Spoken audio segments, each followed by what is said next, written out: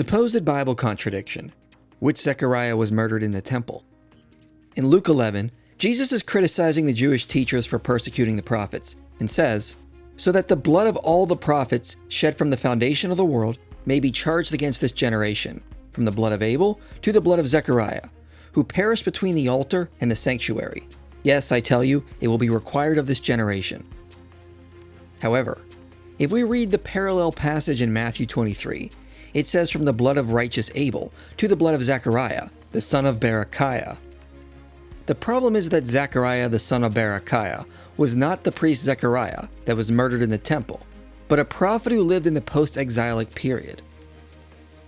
2 Chronicles 24 says that it was Zechariah, the son of Jehoiada, who was the priest murdered in the temple. So was Matthew confused and named the wrong Zechariah?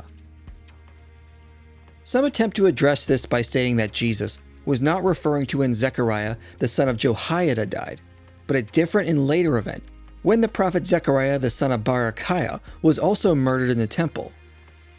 We do not have any record of what happened to the prophet Zechariah after he finished his writings, so it's possible he died in a similar way, like how Zechariah, the son of Jehoiada, was murdered.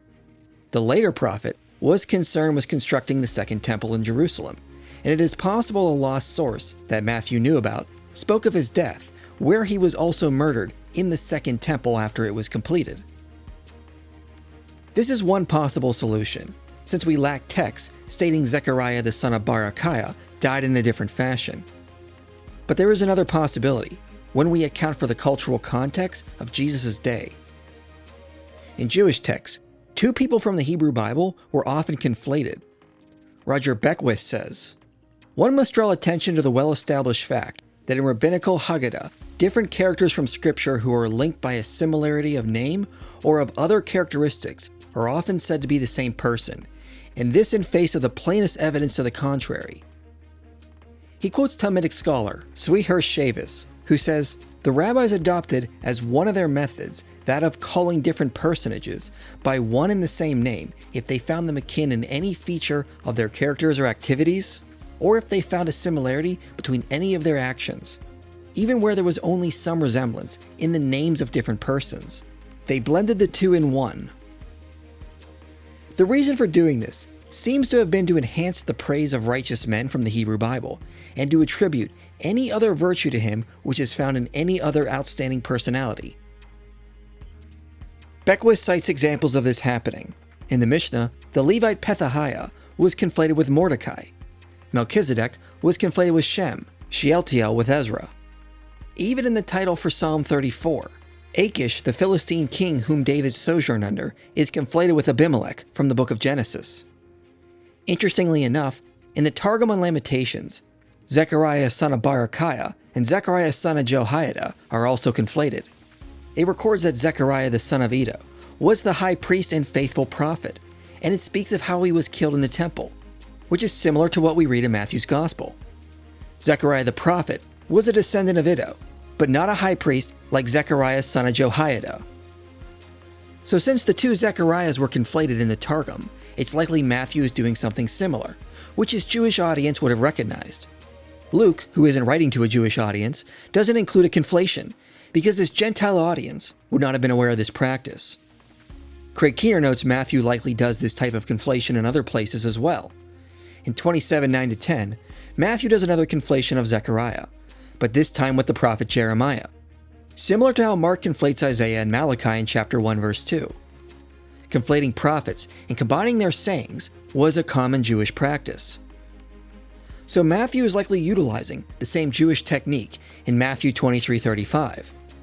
Thus as Dale Allison and W.D. Davies say, "Given, however, that Jewish tradition, which often merged two distinct persons, like Phinehas and Elijah, conflated the prophet Zechariah with the son of Jehoiada, and given that the death of the latter became the popular subject of legends, we may assume the same for our text, at least as it stands in Matthew." There are a few other reasons as to why Matthew is doing this. The first is to reference all the martyrs in the Bible. Roger Beckwith notes, "The Jewish way to arrange the book to the Hebrew Bible had Chronicles at the end. So Jesus is essentially saying all the martyred prophets from one end of the Hebrew Bible to the other will be avenged on this generation." Second, Robert Gundry notes Matthew is likely conflating the two Zechariahs to connect Jesus with verses from the book of Zechariah that Jesus reenacted or fulfilled. In this way, Matthew could allude to the events that happened during Jesus' final days that correlate to a passage in Zechariah 11, and tie to how Zechariah, son of Jehoiada, was also martyred like Jesus. Matthew, quoting Zechariah 11:12-13 in relation to innocent blood, the price of blood, and the field of blood in 27:3-10, suggests that the description of Zechariah as the son of Barachiah rests on Zechariah 1:1. Of course, Zechariah the pre-exilic martyr and Zechariah the post-exilic minor prophet differ in historical identity, but Matthew conflates them for the literary theological purpose, correlating the betrayal of Jesus' innocent blood, which fulfilled the prediction of Zechariah the son of Barachiah, with the shedding of the righteous blood of Old Testament martyrs, which culminated in the murder of Zechariah the son of Jehoiada. This fits with how Matthew employed several allusions to the Old Testament throughout his gospel.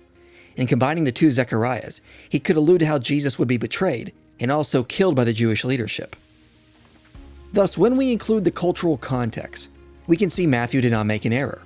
Instead, Matthew conflated the two Old Testament figures to drive home a message. This was a common Jewish technique from the culture. This would only be a contradiction if his gospel was written in our culture, but it was written in a culture that allowed for such conflations to happen without it being erroneous. Thus, this supposed contradiction can be resolved.